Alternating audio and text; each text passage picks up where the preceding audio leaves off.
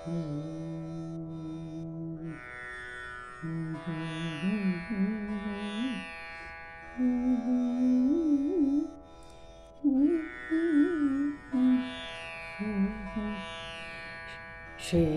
गणेशाय नमः।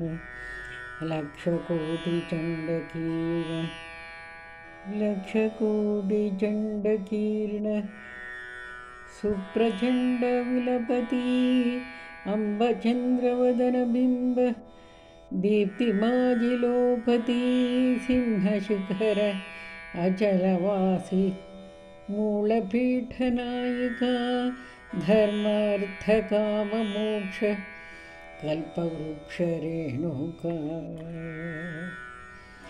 आकर्णारुणवर्ण श्रवणीं दिव्यकुण्डले डोलताति पुष्पहार भारघारदाटले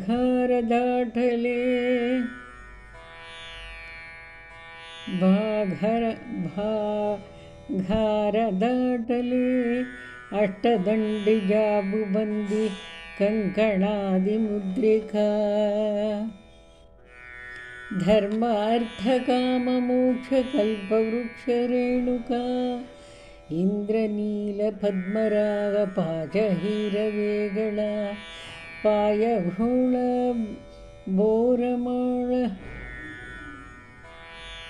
चन्द्रहारवेगळा पैञ्जणादिभूषणेचि लोपल्यातिपादुका धर्मार्थ काममोक्ष कल्पवृक्षरेणुका इन्द्रचन्द्रविष्णुब्रह्म नारदादिवन्दिती आद्यन्तठावहीन आदिशक्ति भगवती प्रचण्डचण्डमुण्डखण्डविखण्डाकारिकाम्बिका धर्मार्थकाममोक्षकल्पवृक्ष रेणुका पर्वताग्रवासी पक्षी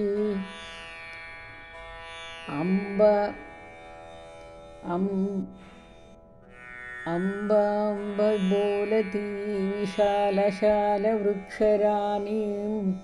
भवानी ध्यानि डोलती अवतारकृत्य सारजडमुडाडितारका धर्मार्थकाममोक्ष कल्पवृक्षरेणुका अनन्तब्रह्माण्डकोटिं पूर्वमुखां वैसली अनन्तगुण अनन्तशक्ति विश्वजननी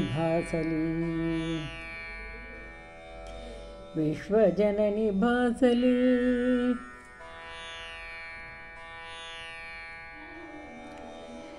सव्यभागी दत्त अत्रि वामभागी कालिका धर्मार्थ काममोक्ष कल्पवृक्षरेणुका पवित्रमातृक्षेत्रधन्य वासपुण्याश्रमीम् अम्बदर्शनासि भक्त अभक्तयेतीम् आश्रमीं म्हणूनि विष्णुदासनीज लाभपावलाघुका धर्मार्थ काममोक्ष कल्पवृक्षरेणुका इति श्रीरेणुकार्पणमस्तु।